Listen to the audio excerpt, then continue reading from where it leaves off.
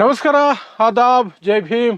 ನಾನು ನಿಮ್ಮ ಭಾಗ್ಯನಾರಾಯಣ ಬೊಗ್ಗವರಪು. ನೀವು ನೋಡ್ತಾ ಇದ್ದೀರಿ ಸುದ್ದಿ ಸರ್ಕಲ್. ಇಸ್ರೇಲ್ ಯುದ್ಧ ವಿರಾಮ ಆಗೋಯ್ತಲ್ಲ ಅಮೆರಿಕ ಮತ್ತು ಇರಾನ್ ನಡುವೆ. ಹಾಗಾಗಿ ಇರಾನ್ ನಮ್ಮ ಮೇಲೆ ದಾಳಿ ಮಾಡಲ್ಲ ಅಂತ ತನ್ನ ಇಡೀ ಶಕ್ತಿಯನ್ನ ಉತ್ತರದ ಕಡೆಗೆ ತಿರುಗಿಸಿ ಲೆಬನಾನಲ್ಲಿ ಯುದ್ಧಕ್ಕೆ ನಿಂತ್ಕೊಂಡ್ಬಿಡ್ತು. ದಿಢೀರಂತ ದಾಳಿ ಮಾಡಿಬಿಡ್ತು ಲೆಬನಾನ್ ಮೇಲೆ. ಅಲ್ಲಿ ಬೈರೂತ್ ಮೇಲೆ ದಾಳಿ ನಡೆಸಿ ಬೈರೂತ್ ನಗರದ ಮೇಲೆ ನೂರಾರು ಜನರನ್ನು ಕೊಂದುಬಿಡ್ತು. ಅಮಾಯಕ ಮಕ್ಕಳಿಂದ ಹಿಡಿದು ಎಲ್ಲರನ್ನು ಕೊಂದು ಹಾಕಿದೆ. 300ಕ್ಕಿಂತ ಹೆಚ್ಚು ಜನ ಬಲಿಯಾಗಿದ್ದಾರೆ, ಪ್ಲಸ್ 1000ಕ್ಕಿಂತ ಹೆಚ್ಚು ಜನ ಗಂಭೀರವಾಗಿ ಗಾಯಗೊಂಡಿದ್ದಾರೆ ಅನ್ನುವಂಥ ಸುದ್ದಿಗಳು ಬರ್ತಾ ಇದೆ. ಸೊ ಆ ದಾಳಿ ಮಾಡುವ ಮೂಲಕ ಈ ಸೀಸ್ ಫೈರ್ ಅನ್ನುವಂಥ ವಿಚಾರ ಮುಂದಿಟ್ಕೊಂಡು ಇಸ್ರೇಲ್ ತನ್ನ ಸಾವನ್ನು ತಾನೇ ಆಹ್ವಾನಿಸಿಕೊಂಡಿದ್ಯಾ ಅನ್ನುವಂಥ ಪ್ರಶ್ನೆ ಈಗ ಬರ್ತಾ ಇದೆ. ಯಾಕೆ ಅಂದರೆ ಹಿಜ್ಬುಲ್ಲಾ ಈಗ ಮರಣ ಏಟು ಕೊಡ್ತಾ ಇದೆ ಇಸ್ರೇಲ್ಗೆ.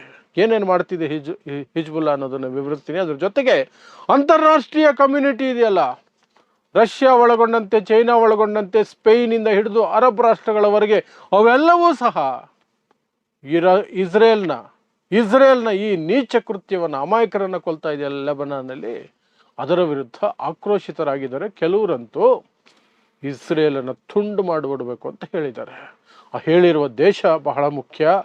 ಯಾವ ದೇಶ ಅಂತ ಆಮೇಲೆ ಹೇಳ್ತೀನಿ ನಿಮಗೆ. ಬಹಳ ಮುಖ್ಯವಾದ ದೇಶ ಅದು ಜಗತ್ತಲ್ಲಿ. ಅಮೆರಿಕ ಬಿಟ್ಟರೆ ನೆಕ್ಸ್ಟ್ ಅದೇ ಅಂತಹ ದೇಶ ಹೇಳಿರೋದು.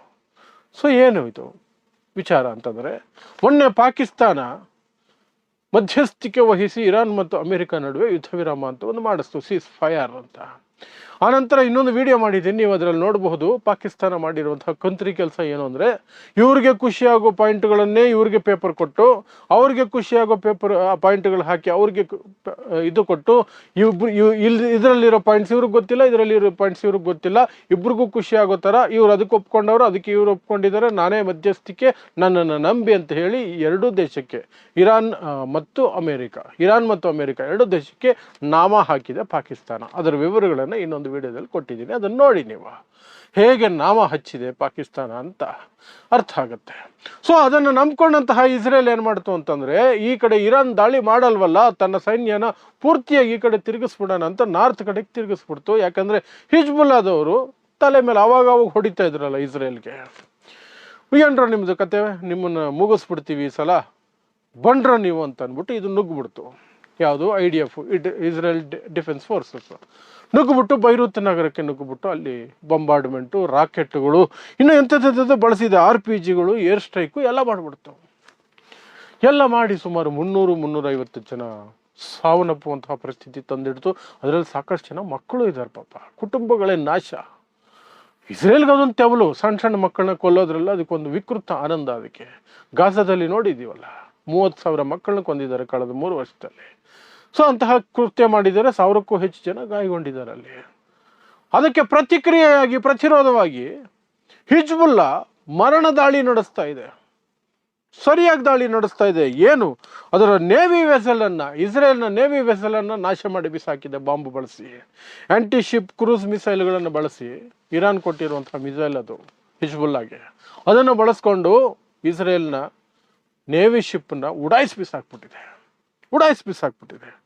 ಇನ್ನು ಬಿಂಟ್ ಜುಬೈಲ್ ಅನ್ನುವಂತಹ ಒಂದು ಏರಿಯಾದಲ್ಲಿ ಈ ಸೈನ್ಯ ಇದೆಯಲ್ಲ, IDF ಸೈನ್ಯ ನುಗ್ಗಿದೆಯಲ್ಲ, ಅದನ್ನು ಸುತ್ತುವರೆದು ಕೂತ್ಕೊಂಡಿದೆ ಈಗ ಹಿಜ್ಬುಲ್ಲಾ. ಸ್ವಲ್ಪ ಯಾಮಾರಿದ್ರು ಸಾವಿರಾರು ಇಸ್ರೇಲಿ ಸೈನಿಕರು ಜೀವ ಕಳ್ಕೊಳ್ತಾರೆ ಈಗ. ಆ ರೀತಿ ಅದನ್ನು ಸುತ್ತುವರೆದು ಕೂತ್ಕೊಂಡಿದ್ದಾರೆ.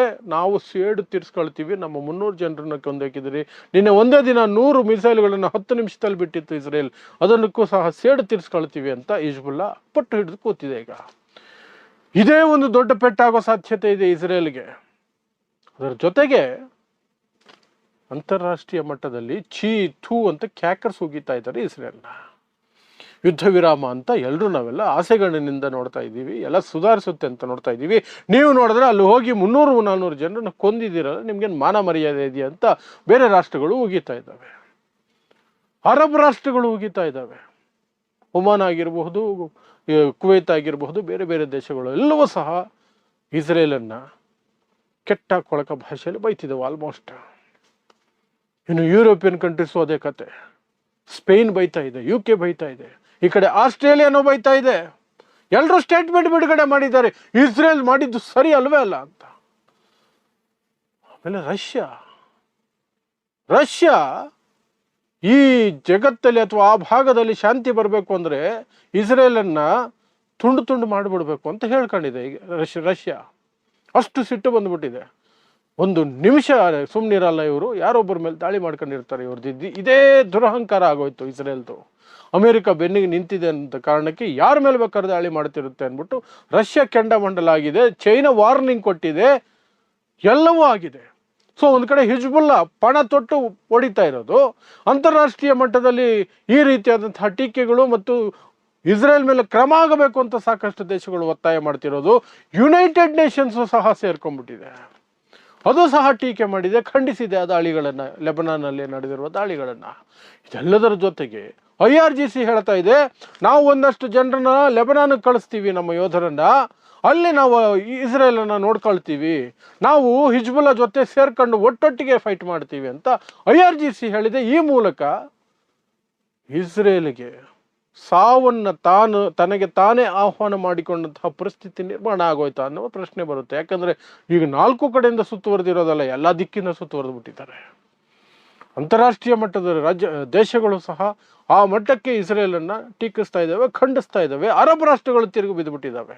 ಅಮೆರಿಕ ಜೊತೆ ಇರುವಂತಹ ಅರಬ್ ರಾಷ್ಟ್ರಗಳವು ತಮ್ಮ ನೆಲವನ್ನು ಅಮೆರಿಕಾಗೆ, ವಾಯುನೆಲೆಗೆ, ಸೇನಾ ನೆಲೆಗೆ ಕೊಟ್ಟು ಅಲ್ಲಿಂದ ತಮ್ಮ ನೆಲದಿಂದ ಇರಾನ್ ಮೇಲೆ ದಾಳಿ ಮಾಡಿಸ್ತಿದ್ದಂತಹ ಕತಾರ್ ಅಂತಹ ದೇಶಗಳು ಸಹ ಇಸ್ರೇಲ್ಗೆ ಆವಾಜ್ ಹಾಕಿದ್ದಾವೆ.